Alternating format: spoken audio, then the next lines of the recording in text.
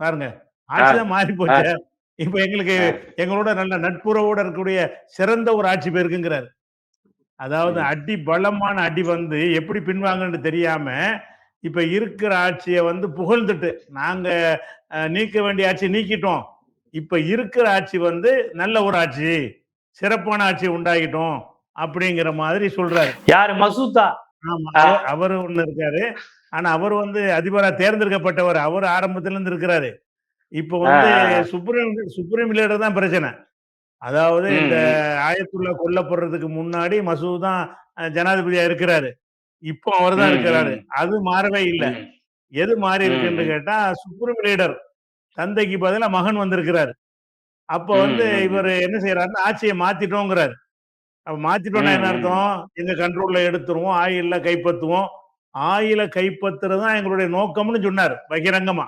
ம், ஒரு ம், 3 ம், நாளைக்கு ம், முன்னாடி. ஆயில ம், கைப்பற்றுறதுக்கு தான் ம், இந்த யுத்தமே நாங்க நடத்துறோம். அப்டின்னாரு. இப்ப என்ன செய்றாருன்னு கேட்டா, பின்வாங்கிட்டாரு. இது எதனாலன்னு கேட்டா, இதுக்கு பல காரணம் இருக்கிறது.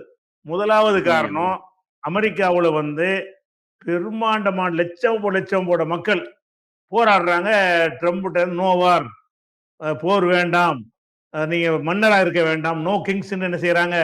நீ என்ன ராஜாவா? ஜனநாயக நாட்டு அதிபரா? அப்படின்னு சொல்லிட்டு கேட்டு, அவர வெளியேறு, பதவி விட்டு விலகு அப்படிங்கிற மாதிரி உள்நாட்டுல பயங்கரமான எதிர்ப்பு வந்த பிறகு, அவர் இத தொடர முடியாது. இல்லன்னா என்னவாயிரும்னு ம், கேட்டா, நேபாளத்தில மாதிரி, அல்லது வந்து இலங்கையில நடந்த மாதிரி, அல்லது பங்களாதேஷ்ல நடந்த மாரி மக்கள் புரட்சி வந்துரும்னு பயந்து, எல்லாம் திரண்டுட்டாங்கன்னு சொன்னா, ராணுவத்தால கூட கட்டுப்படுத்த முடியாதுல்ல. அந்த மாரி மக்கள் ம், திரண்டுட்ட பிறகு, பயந்து என்ன செய்றாருன்னு கேட்டா, பின்வாங்குறோங்கிற ஒரு முடிவுக்கு வந்துட்டார். 1 நாள், 2 நாள், 3 நாளைக்குள்ள எல்லாத்தையும் வாபஸ் வாங்கிட்டு போயிருவாங்க. ஒரு விஷயம். ஆனா, அப்படி வாபஸ் வாங்கிட்டு போனாலும், இப்ப என்ன நிலைமைன்னு கேட்டா, ஏற்கனவே இந்த ஹோர்முஸ் ஜலசந்தி இருக்கு இல்லையா? அதுக்கு வந்து அவங்க அடைச்சுலாம் வச்சிருக்கல ஈரான். இவங்க போய் அங்க தாக்குதல் நடத்துறதுக்கு முன்னாடி வரைக்கும் ஓப்பனா தான் விட்டிருந்தாங்க. யார் வேண்டாலும் ம், போகலாம், யார் வேண்டாலும் வரலாம்னு சொல்லி. இவங்க தாக்குனதுக்கு பதிலடியாகத்தான் அந்த ஜலசந்திய வந்து என்ன செய்றாங்கன்னா, கட்டுப்பாடு விதிக்கிறாங்க.